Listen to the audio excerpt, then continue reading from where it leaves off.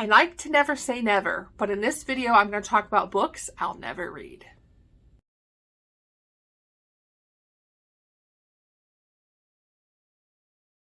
Hey everyone, it's Mary. Welcome back to my channel, and in today's video I'm going to do books I'll probably never read. So it is a Saturday, it is a no makeup, messy hair, old t-shirt kind of day. Do not judge me. We have snowstorms coming all day, so I kind of don't care what I look like.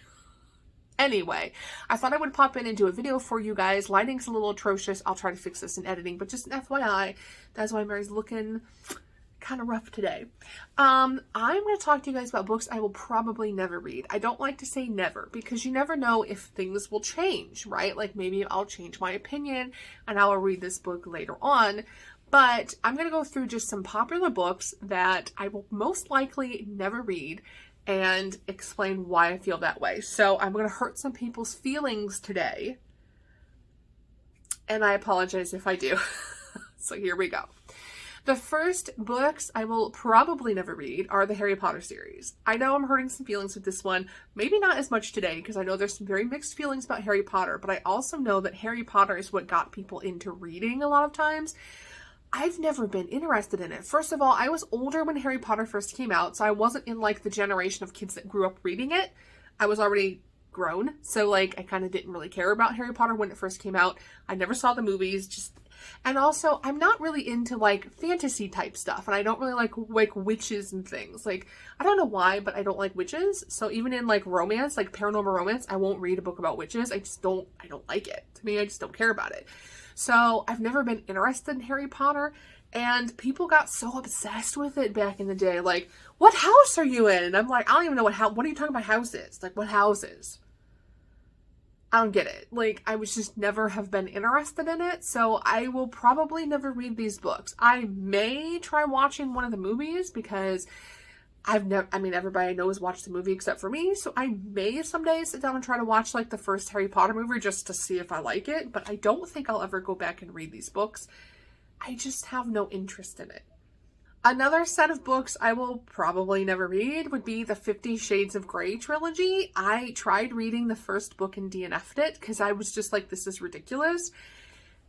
I mean, I didn't even get past the first third of the book, and I was just like, this plot is ridiculous to me. I know some people love the more kinky erotica BDSM stuff. I typically don't.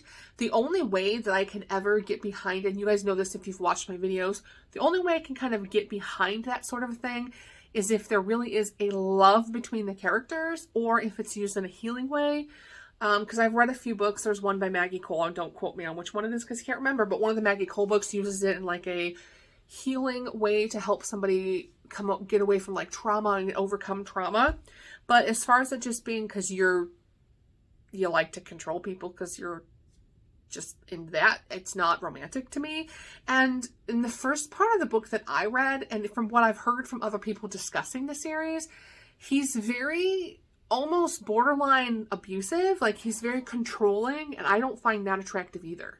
I don't mind an alpha male or a guy who will like kick someone's butt on your behalf because he loves you and like will protect you, but I don't want someone who's going to control me. And so to me, it just doesn't seem very romantic. And I, again, have not watched the movies because I don't care about that sort of bedroom activity.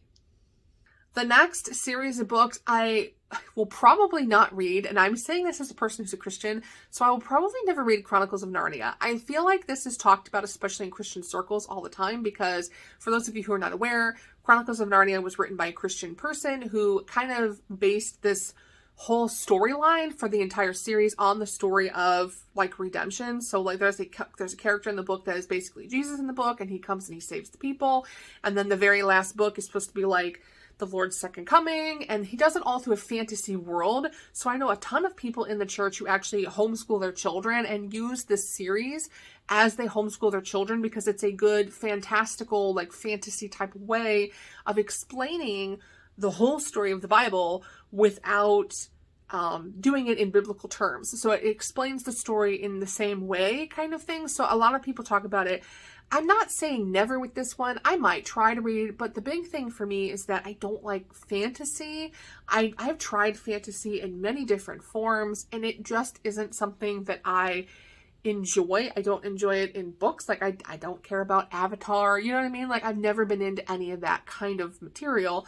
So I've never read Chronicles of Narnia, even though most people in Christian circles are like, you need to read this. I just kind of don't care to read it. I'm not saying never. I know there's a movie out, but I think it's like the first book maybe in this movie. And I know that the rest of the series is where the more like coinciding with biblical content comes along. So I don't know. Well, again, I never say never, but I will probably never read the Chronicles of Narnia.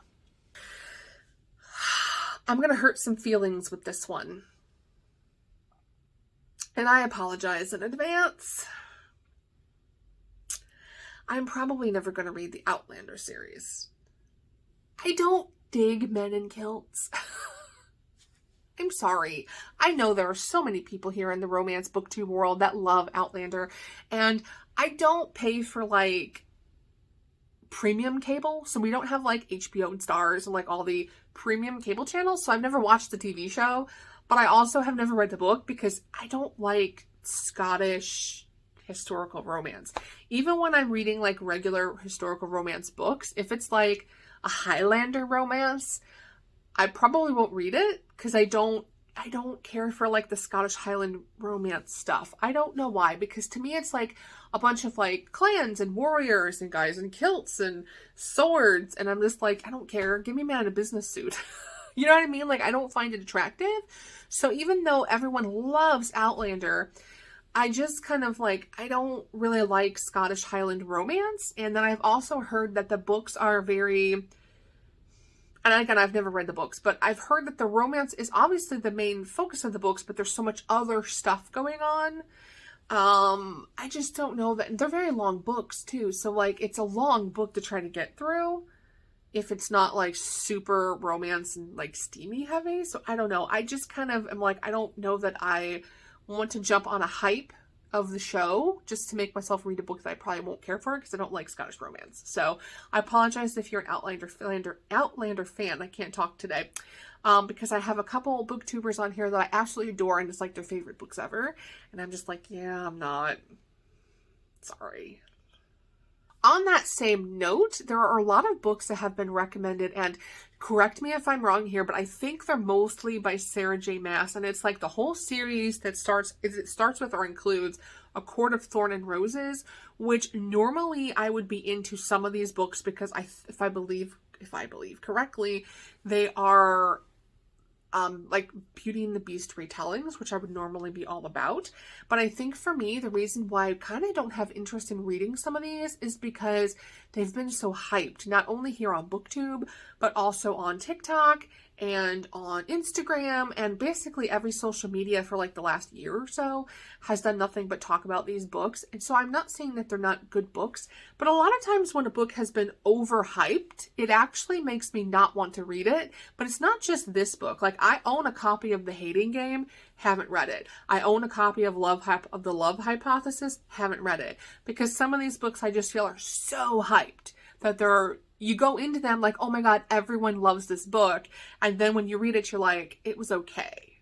And it kind of, you almost have too high of expectations so that when you actually get around to reading it, you're like, it was okay, but I was expecting more because of how much everybody talked about this book. So a lot of times if a book is like super hyped on any of the social medias, or especially here on BookTube, I'll take a break and I'll be like, let the hype die down a little bit, and then I will go back and read this a couple years from now and see if I actually really did like the book. And so that's what I did with Birthday Girl, because Birthday Girl was all the hype a few years ago, and I finally read it last year, and it's one of my favorite books I've read. But had I read it 2 years ago, I think that the hype would have been, or 3 years, whenever it came out, I think the hype would have been so high that maybe I wouldn't have loved it as much. So again, I'm not going to say never, but probably never, and or probably not for a while.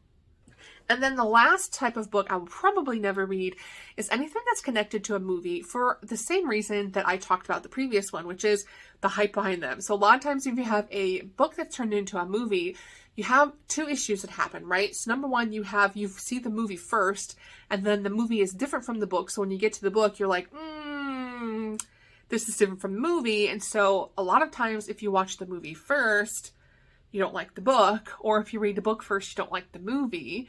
So that's always a hard one. But also because then they get hyped up. You have the movie copy that comes out, then everyone's reading it because they want to read it before they see the movie.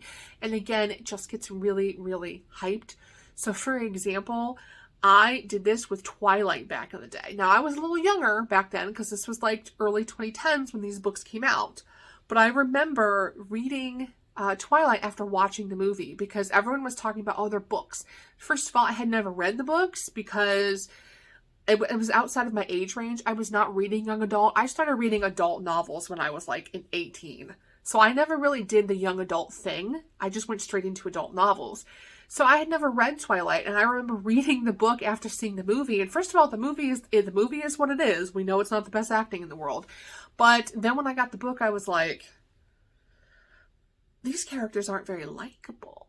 And again, I'm hurting feelings here, I'm sure. But I'm like, these characters aren't all that likable. And I kind of wish I never read the book. So I try to avoid anything that's connected to a movie, but I do sometimes go back and read. So for example, I went back and read Water for Elephants a while back. That movie was popular like, 10 years ago, 15 years ago, something like that. And I finally went back and read the book and liked it.